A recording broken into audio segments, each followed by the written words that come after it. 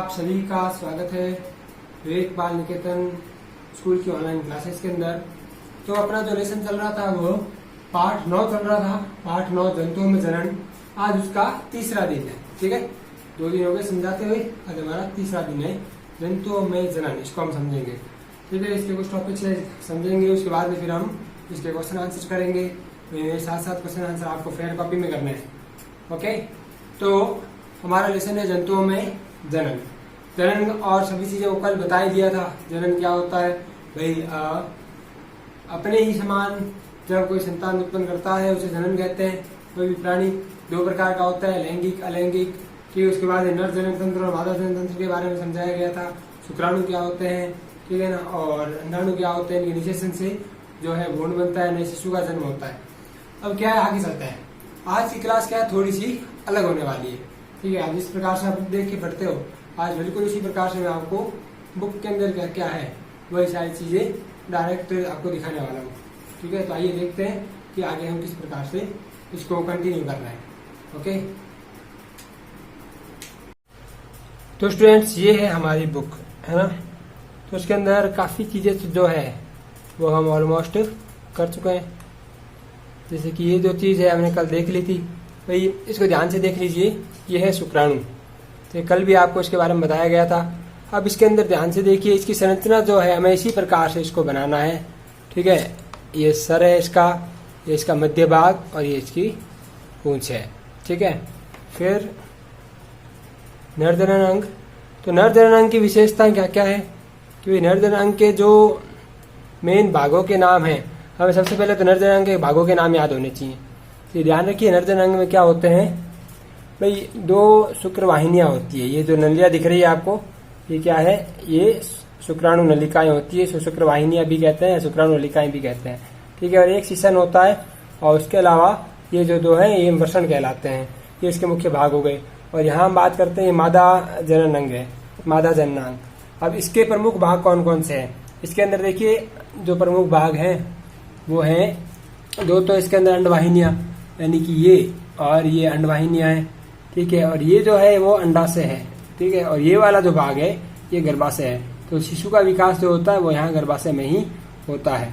नरजनन अंग के अंदर क्या है कि जो वषण जो होते हैं वो शुक्राणु का निर्माण करते हैं। ठीक है, और जबकि मादा जनन के अंदर जो अंडाशय है वो अंडाणु का निर्माण करते हैं। फिर हम आगे चलते हैं।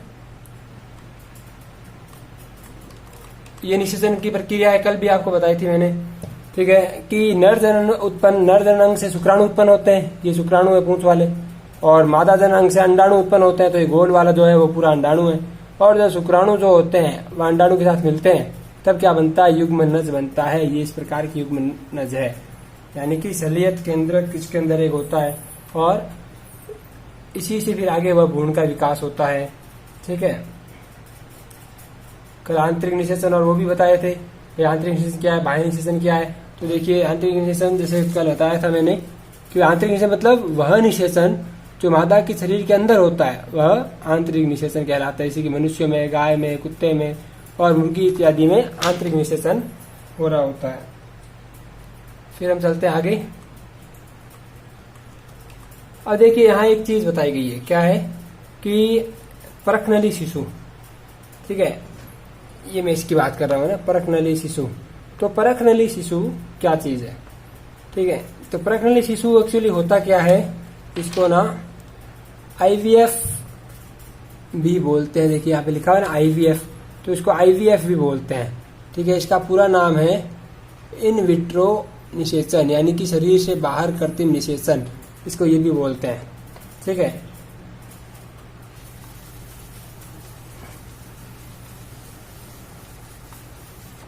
तो इसमें होता क्या है, इसके अंदर एक्चुअली ये क्यों किया जाता है कि देखिए यहाँ पे लिखा हुआ है कि कुछ स्त्रियों की अंडवाहिनी जो होती है वो अवरुद्ध हो जाती है। तो ऐसी स्त्रियां शिशु उत्पन्न करने में असमर्थ होती है, और क्योंकि निषेचन के लिए शुक्राणु मार्ग अवरुद्ध होने के कारण अंडाणु तक नहीं पहुंच पाते, तो ऐसी स्थिति में डॉक्टर यानी चिकित्सक क्या करते हैं, अंडाणु और शुक्राणु इकट्ठा करते हैं और उचित माध्यम में कुछ घंटों के लिए एक साथ रखते हैं। इसे हम IVF कहते हैं। तो ये आईवीएफ प्रणाली कहलाती है। ठीक है, तो ये क्या है, आईवीएफ प्रणाली कहलाती है। इसको हम परकनली शिशु भी कहते हैं इसको। ठीक है, क्योंकि इसमें क्या होता है, निषेचन हो जाता है, रिगुनेशन को लगभग 1 सप्ताह तक फिर विकसित किया जाता है, और जिसके पश्चात फिर बाद में इसको वापस माता के गर्भाशय में स्थापित कर दिया जाता है, और माता के गर्भाशय में ही इसका पूर्ण विकास होता है। बाद में शिशु का जन्म जो होता है सामान्य तरीके से ही होता है। तो इस तकनीक द्वारा जन्म को हम परकनली शिशु कहा जाता है। ठीक है, इसमें होता क्या है कि नर के जो शुक्राणु है वो लेकर के और मादा के अंडाणु के साथ मिला दिए जाते हैं परकनली में, और फिर उनको वापस माता के गर्भाशय में डाल दिया जाता है और शिशु का विकास होता है। ठीक है,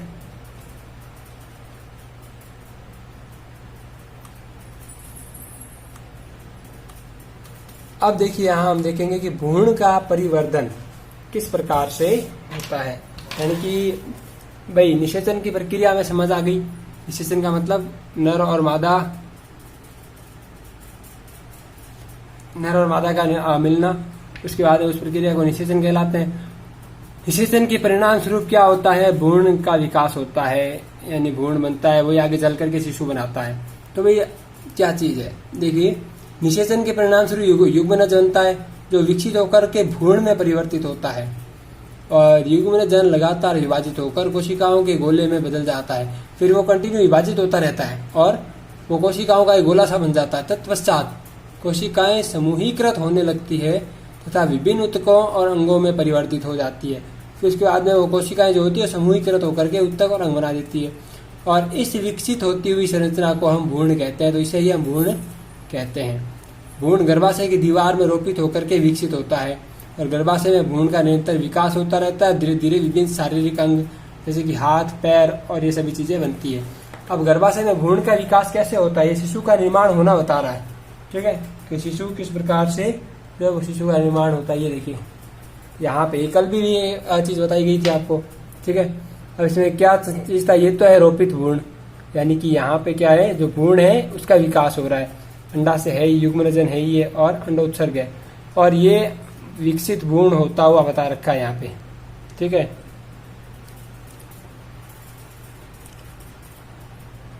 ये ए, बी और सी 3 चित्र है यहाँ पे हमारे सामने अभी। ठीक है, इन तीनों चित्रों में क्या क्या बताया हुआ है, जो सबसे पहला है यानी कि हमारे सामने ये वाला जो चित्र है, इसके अंदर बता रखा है कि युग्मनजन का बनना तथा युग्मनजन से भ्रूण का विकास। दिख रहा है आपको जहाँ मेरा मार्कर चल रहा है, भ्रूण का विकास। तो यहाँ भ्रूण का विकास बता रखा है बी वाले में, यानी कि ये वाले में जो कोशिकाओं का समूह जो बनता है, जो कोशिकाओं का जो पिंड बनता है आवर्धन, वो बता रखा है। और सी वाले के अंदर भ्रूण का गर्भाशय में रोपण है, जो दिखा रखा है कि किस प्रकार से भ्रूण का गर्भाशय में रोपण होता है। तो इस प्रकार से यह भ्रूण जो है वह विकसित हो रहा है, और फिर ये देखिए इस प्रकार से यह विकसित हो जाएगा पूरा। ठीक है, ये बिल्कुल ऐसे दिखने लगेगा। तो इसके बारे में थोड़ा पढ़ लेते हैं। यहाँ तक हमने देखा था कि भाई गर्भाशय में भ्रूण का निरंतर विकास होता रहता है, और धीरे धीरे विभिन्न शारीरिक अंग जैसे हाथ, पैर और जितने भी है वो धीरे धीरे ये सारे शिशु के बनते रहते हैं। जिस प्रकार से एक शिशु बन जाता है। देखिए ये देखिए यहाँ जहाँ मेरा मार्कर रख रहा हूँ वहाँ ध्यान दीजिए। सिर, आंखें, कान इत्यादि विकसित हो जाते हैं, और भ्रूण की वह अवस्था जिसमें सभी शारीरिक अंगों की पहचान हो सके गर्भ कहलाता है। तो ये गर्भ है। तो ध्यान रखिए, गर्भ अगर परिभाषा आ जाए कि भाई गर्भ किसे कहते हैं, तब हमें यह बताना पड़ेगा कि, अंडरलाइन कर देता हूं मैं, भ्रूण की वह अवस्था जिसमें सभी शारीरिक भागों की पहचान हो सके वह गर्भ कहलाता है। ठीक है, तो ये क्या है, गर्भ है। गर्भ का मतलब ऐसी अवस्था जब उसके सभी शारीरिक अंगों की पहचान हो सकती है। ठीक है, जैसे कि इसमें देखिए सारे शारीरिक अंग दिख रहे हैं हमें, तो यह क्या है, गर्भ है। ठीक है, और जब गर्भ का विकास हो जाता है, आगे देखिए, और तो माँ नवजात शिशु को जन्म देती है। फिर इस गर्भ का जब पूरा विकास हो जाता है, तब माँ क्या करती है, इस शिशु को जन्म देती है। ठीक है, तो ये हो गया इसका विकास। तो आज हमें यह पता चल गया किस प्रकार से जो है शिशु का विकास होता है गर्भ के अंदर।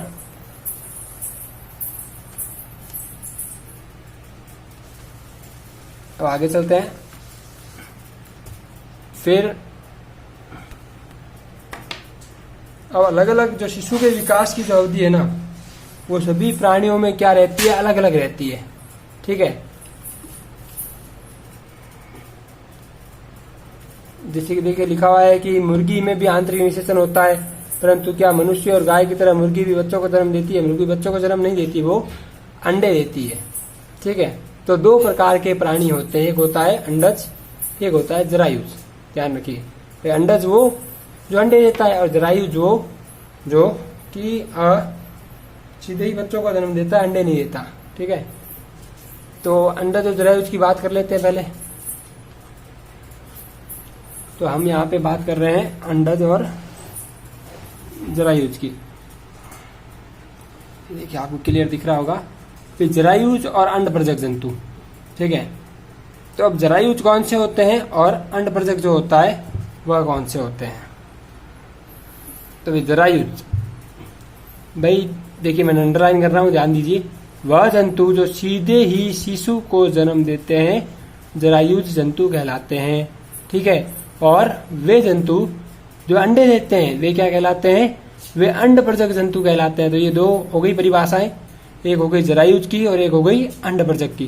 तो जरायुज का मतलब वे जंतु जो सीधे ही शिशु को जन्म दे रहे हैं, जो शिशु को जन्म दे रहे हैं वो कहलाएंगे जरायुज, और वे जंतु जो अंडे देते हैं वे अंडप्रजक कहलाते हैं।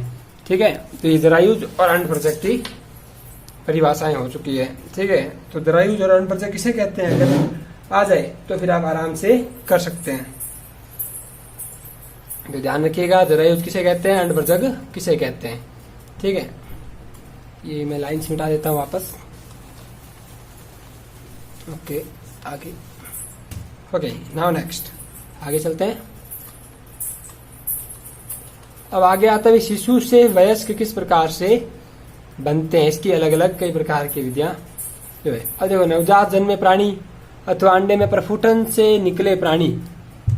देखिए यहां से पढ़ते हैं हम कि नवजात जन्मे प्राणी अथवा अंडे के प्रफुटन यानी अंडे के फूटने से निकले प्राणी जब वृद्धि करते हैं तब तक वे वयस्क नहीं हो जाते। मतलब वयस्क मतलब पूरे जवान। तो वृद्धि कब तक करते हैं हम? क्या हम जिंदगी भर वृद्धि करते हैं? क्या नहीं, हम जिंदगी भर वृद्धि नहीं करते हैं। जैसे ठीक है, जैसे मनुष्य लगभग 17-18 साल तक जितनी वृद्धि कर लेता है आदमी, उससे आगे फिर वो वृद्धि नहीं कर पाता है ना। उसके आपकी लंबाई जितनी बढ़नी है 17-18 तक बढ़ जाएगी। तो इस प्रकार से वयस्क होने तक वृद्धि होती है। कुछ जंतुओं में नवजात जंतु वयस्क से नहीं बल्कि अलग दिखाई पड़ सकते हैं। वयस्क से बिल्कुल अलग, नवजात बिल्कुल। नवजात का मतलब यहाँ पे क्या है? नवजात यानी कि जो अभी अभी जन्मा है, ठीक है, वो नवजात कहलाते हैं। और वयस्क से तो बिल्कुल ही अलग दिखाई देते हैं नवजात। और जैसे कि रेशम कीट का जीवन चक्र, अगर रेशम कीट आपने वो 6ठी क्लास में पढ़ा होगा, रेशम कीट का जीवन चक्र, तो अच्छे से आपको याद होगा कि उसमें सबसे पहले क्या होता है? रेशम कीट के जीवन चक्र में अंडा होता है ना। और फिर उस अंडे से क्या निकलती है? लार्वा या इल्ली निकलती है। फिर उसे प्यूपा बनता है, फिर वो वयस्क बनता है, जो कि हमने कक्षा 7वीं या 6ठी में पीछे पढ़ा था। अब हम आगे क्या पढ़ेंगे? इस बार हम मेंढक का जीवन चक्र पढ़ेंगे आगे। अब मेंढक के जीवन चक्र की देखो अवस्था यहाँ पे बता रखी है। देखिए यहाँ से कि मेंढक में अंडे से प्रारंभ करके वयस्क बनने की विभिन्न अवस्थाओं को इन चरणों में विभाजित किया गया है। हम 3 स्पष्ट अवस्थाओं के चरण देख पाते हैं। देखो 3 स्पष्ट अवस्थाएं कौन कौन सी हैं? एक तो है अंडा, टेडपोल, लार्वा और वयस्क, ये 3 अवस्थाएं हैं। तो सबसे पहले जो मेंढक होती है, मादा मेंढक, वो अंडे देती है। फिर उस अंडों से लार्वा निकलता है जिसे कि हम टेडपोल कहते हैं। फिर वो टेडपोल बड़े होकर के वयस्क बन जाते हैं, यानी पूरे मेंढक बन जाते हैं। तो देखते हैं किस प्रकार से मेंढक की जो है वो पूरी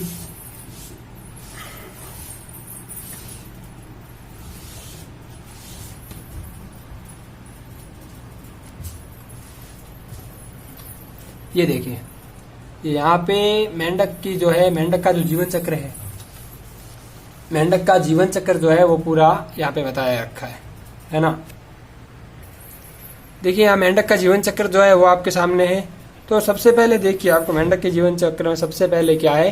अंडे हैं, है ना। फिर ये जो अंडे हैं ये क्या बन रहे हैं? ये अंडे जो होते हैं आरंभिक टेडपोल यानी टेडपोल बन रहे हैं। और टेडपोल से बाद में फिर ये बाद वाला टेडपोल बनता है, यानी भाई मेंढक थोड़ा बड़ा हो रहा है। फिर ये यहाँ से बड़ा होकर के पूरा एक मेंढक बन रहा है। तो ये क्या है? मेंढक का जीवन चक्र है। अगर पेपर में प्रश्न आ जाए कि मेंढक के जीवन चक्र का सचित्र वर्णन करो, तो आपको ये चित्र बनाना है और वर्णन करना है। ठीक है, अब चलते हैं आगे।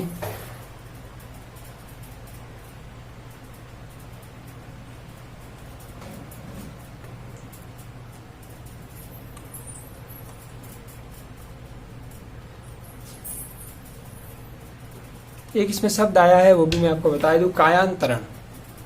भाई कायांतरण क्या है? यानी काया में अंतर आना कायांतरण कहलाता है, बदलना। ठीक है, कुछ विशेष परिवर्तनों के साथ टैडपोल का वयस्क में रूपांतरण कायांतरण कहलाता है। भाई जैसे हम बड़े होते हैं और अनेक परिवर्तन देखते हैं, वैसे ही वो बड़े होते हैं। फिर अब इसके बाद में मेंढक के जीवन चक्र के बाद में फिर आता है अलैंगिक जनन। अब अलैंगिक जनन क्या है? ये मेंढक का जीवन चक्र हो गया, अब हम अलैंगिक जनन पढ़ेंगे। ठीक है, अलैंगिक जनन मतलब जिसमें नर और मादा युग्मकों का संलयन नहीं होता है, वो अलैंगिक जनन कहलाता है। तो अलैंगिक जनन क्या है? देखिए, अलैंगिक जनन में एक इसका अच्छा उदाहरण है हाइड्रा। ये हाइड्रा है। ठीक है, ये क्या है? ये हाइड्रा है। तो इसमें ये किस प्रकार से अलैंगिक जनन कर रहा है? देखिए, ये हाइड्रा की पहली स्थिति है। इसमें यहाँ पे देखिए एक उबार बन रहा है।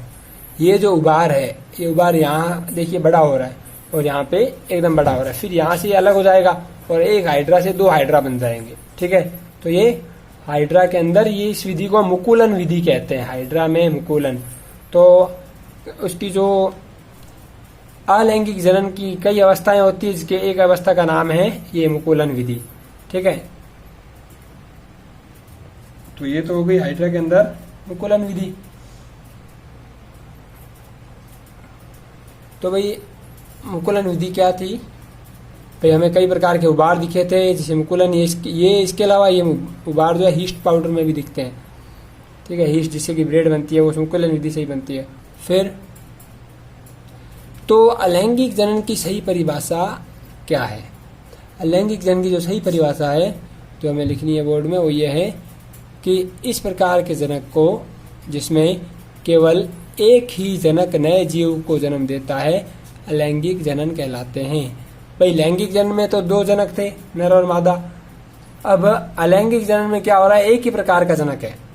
ठीक है, अलैंगिक जनन में एक ही प्रकार का जनक है जो कि उसको नए जीव को उत्पन्न कर रहा है। तो दोबारा देख लीजिए, अलैंगिक जनन की परिभाषा अंडरलाइन की हुई है मैंने, कि इस प्रकार के जनन को जिसमें केवल एक ही जनक नए जीव को जन्म देता है, अलैंगिक जनन कहलाता है। जैसे कि हाइड्रा में मुकुलन। ठीक है, इसे मुकुलन कहते हैं। और यहाँ पे साइड में अमीबा बता रखा है, इसको देखते हैं पहले पूरा। ये देखिए, अमीबा के अंदर विखंडन विधि है। ठीक है, इसके बारे में भी मैंने कल समझाया था। द्विखंडन विधि होती है इसमें। द्विखंडन का मतलब एक अमीबा जो होता है वह टूट करके दो भागों में विभाजित हो जाता है। तो भाई इस विधि को हम द्विखंडन विधि कहते हैं। और अमीबा के अंदर जो है वो इसी विधि के द्वारा जनन होता है। तो द्विखंडन विधि क्या है? द्विखंड विधि को भी पढ़ लेते हैं। सबसे पहले हम देखते हैं द्विखंडन विधि की परिभाषा क्या है।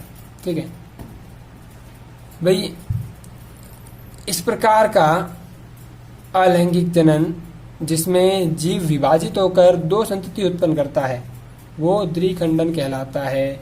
ठीक है, ये द्विखंडन है भाई। इस प्रकार का जनन इसमें जो है वह जीव विभाजित हो जाता है, यानी टूट जाता है, दो भागों में टूट जाता है। ठीक है, तो जब जीव दो भागों में टूट करके नया जीव उत्पन्न कर रहा है, देखिए इस प्रकार से, तो वह द्विखंडन जनन कहलाता है। ये लैंगिक जनन का ही एक रूप है। अलैंगिक जनन का एक रूप है द्विखंडन। ठीक है, अलैंगिक जनन में आता है। तो ये देखिए किस प्रकार से अमीबा जो होता है, सबसे पहले उसका जो केंद्रक है वो विभाजित होता है, फिर अमीबा जो है वो खुद दो भागों में बंट जाता है। ठीक है, फिर चलते हैं आगे।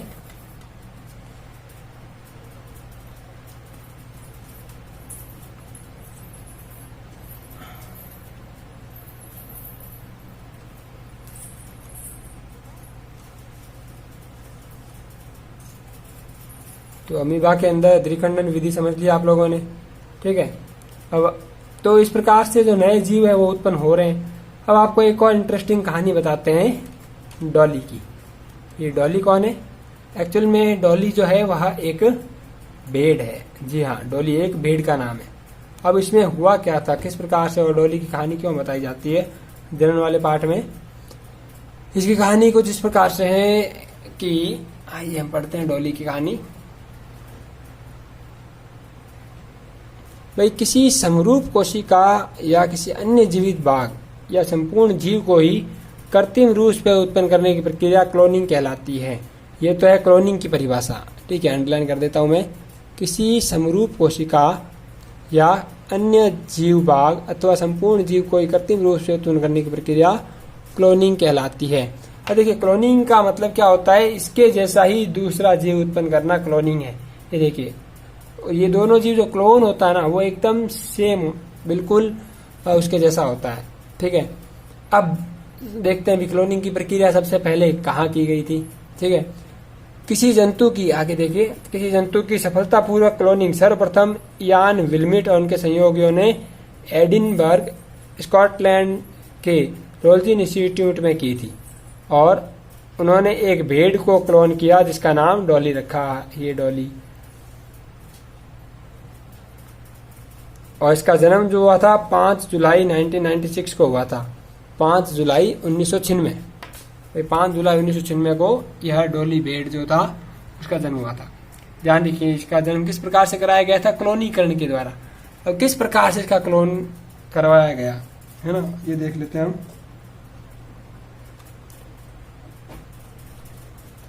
ये लाइन हटा देता हूं मैं, अब आगे। अब देखिए, आगे बढ़ते हैं। डॉली की क्लोनिंग करते समय फिनडोरेस्ट नामक मादा भेड़, एक तो मादा भेड़ ली गई, ये मादा भेड़ फिनडोरेस्ट। मादा भेड़ की स्तन ग्रंथि से कोशिका एकत्रित की गई, उसकी स्तन ग्रंथियों से कोशिका ली गई और उसी समय स्कॉटिश बैकफेस ईव के अंड कोशिका भी एकत्रित की गई। यानी कि एक मादा भेड़ और एक नर भेड़, इन दोनों में से कोशिकाएं इकट्ठा की गई और फिर अंड कोशिकाओं से केंद्र हटा लिया गया।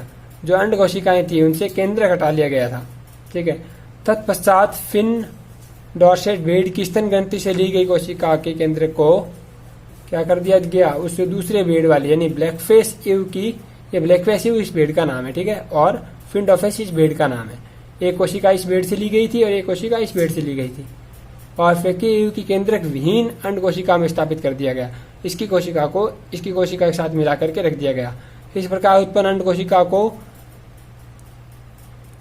ब्लैकफेस ईव में रोपित किया गया और अंड कोशिका का विकास और परिवर्धन सामान्य रूप से हुआ तथा अंततः डॉली का जन्म हुआ और फिर इन दोनों की जो कोशिकाएं मिलाई गई थी उसके कारण से डॉली का जन्म हुआ था। यद्यपि स्कॉटिश ब्लैकफेड ईव ने डॉली को जन्म दिया, इसने डॉली को जन्म दिया था, परंतु डॉली फिनडोसेट भेड़ के समान थी। अब देखिए, थोड़ा सा इसको मैं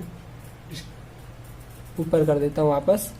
अब देखिए, इस भेड़ ने इसको जन्म दिया था, लेकिन जो डॉली थी वह इस भेड़ के जैसी थी। देखिए, इन दोनों की शक्ल मिल रही है ना, इस भेड़ के जैसी थी। क्यों थी, क्योंकि अंड कोशिका जो ली गई थी उसका जो केंद्रक जो था, इस भेड़ की जो कोशिका ली गई थी तो उस कोशिका का जो है वह हटा दिया गया था, केंद्रक विहीन, क्योंकि इसका केंद्रक हटा दिया गया था। इस कारण से इसके जो रूप थे वह डॉली में नहीं आए, केवल इसके रूप डॉली के अंदर आए, ठीक है। तो अंड कोशिका को हटा दिया गया था। अंततः डॉली में स्कॉटिश बैकफेस ईव का कोई भी लक्षण परिलक्षित नहीं हुआ, इसके कोई भी लक्षण इसके अंदर नहीं दिखे। डॉली एक फिनडोसेट भेड़ की स्वस्थ क्लोन थी, मतलब इसको हम कह सकते हैं डॉली को फिनडोसेट भेड़ की क्लोन कह सकते हैं, है ना, जिसने प्राकृतिक लैंगिक जन्म द्वारा अनेक संततियों को जन्म दिया और इसने भी आगे फिर कई संतानों को जन्म दिया। दुर्भाग्य से फेफड़ों के रोग के कारण 14 फरवरी 2003 को डॉली की मृत्यु हो गई थी। इसको हमें नोट करना है कि 14 फरवरी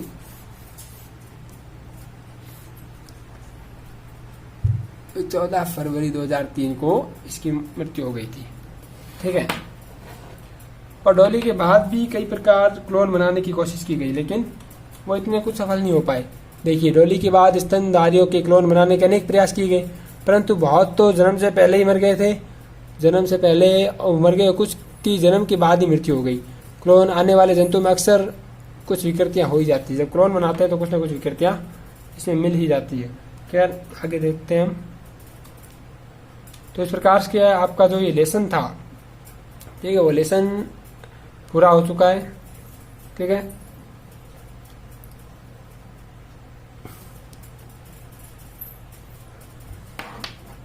लेसन के अंदर जो मुख्य मुख्य बातें थी वो हम बता चुके हैं।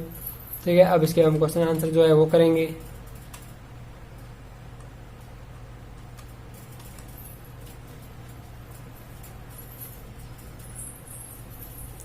एक बार इसकी प्रमुख बातें हम वापस देख लेते हैं कि भाई हमें पता है भाई लैंगिक जनन दो प्रकार का होता है, लैंगिक और जनन दो प्रकार का होता है, लैंगिक और अलैंगिक जनन। ठीक है, और ये अंडा से अंडवाहिनी, गर्भा से ये मादा के जनन अंग है। और नर के जनन अंग कौन कौन से हैं? वर्षण, शुक्राणु, नली, शिशन, ये सारे नर के जो हैं वो जनन अंग है ना। तो ये सारी चीजें हमने इस लेसन के अंदर पढ़ी। अब हम आगे इसके क्वेश्चन आंसर प्रश्न उत्तर करेंगे। ठीक है, मेरे साथ साथ आप प्रश्न उत्तर और फेयर कॉपी के अंदर उतारोगे। ओके।